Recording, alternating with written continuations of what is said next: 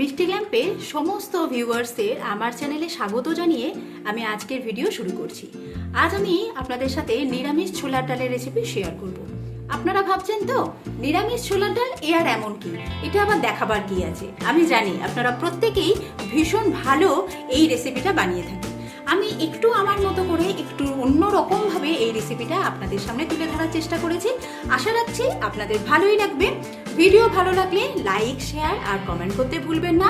আর অবশ্যই এই বন্ধু চ্যানেলটিকে সাবস্ক্রাইব করে আরও এগিয়ে নিয়ে যেতে সাহায্য করবে।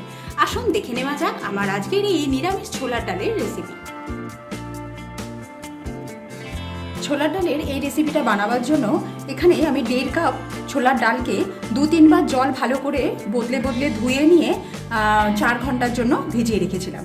এবার ছোলার ডালটাকে আমি কুকারে দিয়ে প্রথমে সেদ্ধ করে নেব।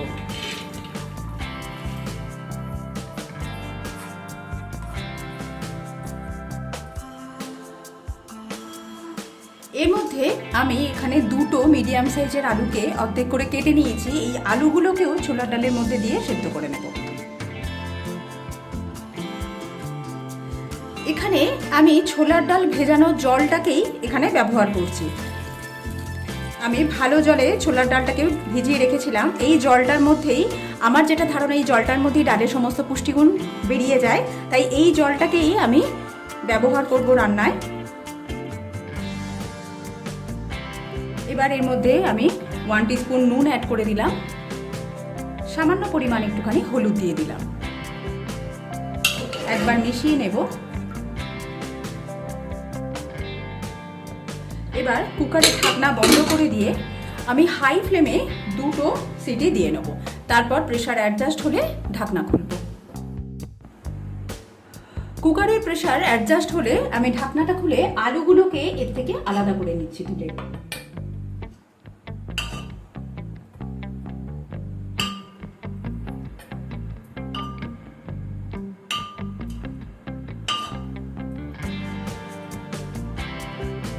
এবার রান্নাটা করার জন্য কড়ার মধ্যে আমি সরষের তেল দিয়ে দিচ্ছি।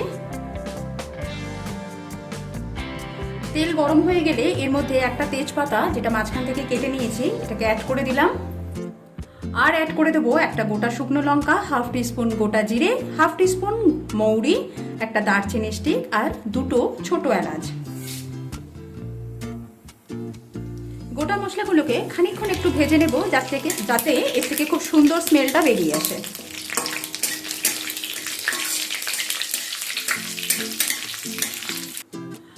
গোটা মশলাগুলো ভেজে নেওয়া হয়ে গেছে। এবার এর মধ্যে একটা ছোট সাইজের টমেটোকে ছোট ছোট টুকরো করে কেটে নিয়েছি, এটাকে অ্যাড করে দিলাম। টমেটো দেবার পর সামান্য পরিমাণ নুন অ্যাড করে দিলাম যাতে টমেটো তাড়াতাড়ি গলে যায়। এবার টমেটোটাকে একটু চাপা দিয়ে এটাকে ভাজা করে নেব। টমেটো খুব সুন্দরভাবে গলে গেছে। এই সময় আমি এতে 1 টিস্পুন আদার পেস্ট দিয়ে দিচ্ছি। এবার আদাটাকেও আমি ভালোভাবে একটু কষিয়ে নেব।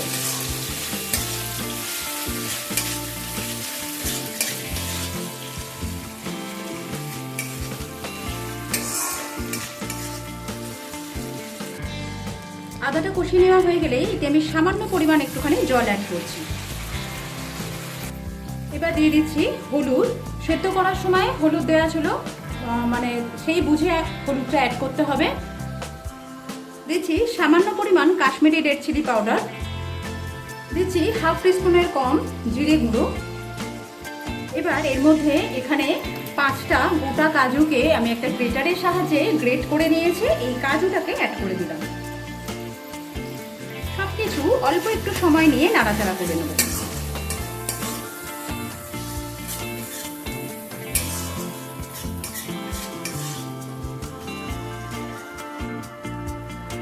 সুন্দরভাবে মশলাটা কষানো হয়ে গেছে।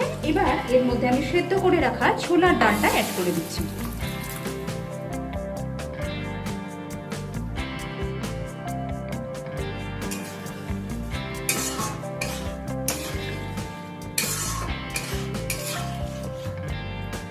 একবার সমস্ত কিছু ভালোভাবে মিশিয়ে নিলাম। এবার এর মধ্যে আমি অ্যাড করে দিচ্ছি ছোলার ডালের সাথে যে আলুটাকে সেদ্ধ করেছিলাম সেটা হাতের সাহায্যে সামান্য একটুখানি ভাঙা ভাঙা করে নিয়েছি, আপনারা দেখে বুঝতেই পাচ্ছেন যে কিভাবে করেছি আমি। এবার এইটাকে আমি এর মধ্যে দিয়ে দিচ্ছি।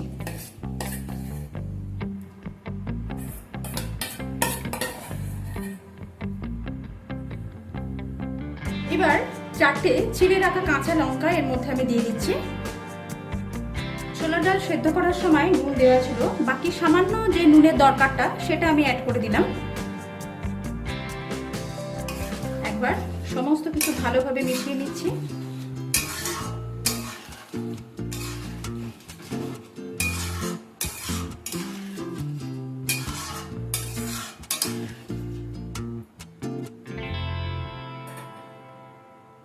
এটাকে আমি আর কভার দেব না, মিডিয়াম ফ্লেমে 2 থেকে 3 মিনিট এটাকে ফুটতে দেব। এখানে আমি এক্সট্রা কোনো জল ব্যবহার করিনি, তবে আপনাদের যদি মনে হয়, মানে আমি এখানে ডাল সেদ্ধ করার জলটাই দিয়েছি, তাতেই আমার এনাফ মনে হয়েছে, আর জল ব্যবহার করার দরকার নেই মনে হয়েছে। তবে আপনাদের যদি মনে হয় আর একটু জল দেওয়ার দরকার পড়ে, তো এই ক্ষেত্রে আপনারা আর একটু জল অ্যাড করে দেবেন। নামাবার একটু আগে এর মধ্যে আমি 1 টিস্পুন চিনি অ্যাড করে দিচ্ছি, আর সামান্য পরিমাণ গরম মশলা অ্যাড করে দিলাম। একবার মিশিয়ে নেব সমস্ত কিছু।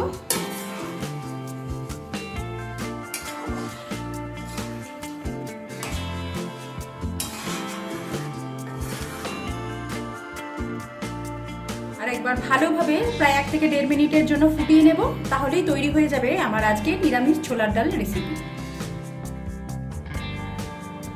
আমার আজকের নিরামিষ ছোলার ডাল রেসিপি গরম গরম রুটি, লুচি বা পরোটার সাথে খাওয়ার জন্য একদম তৈরি।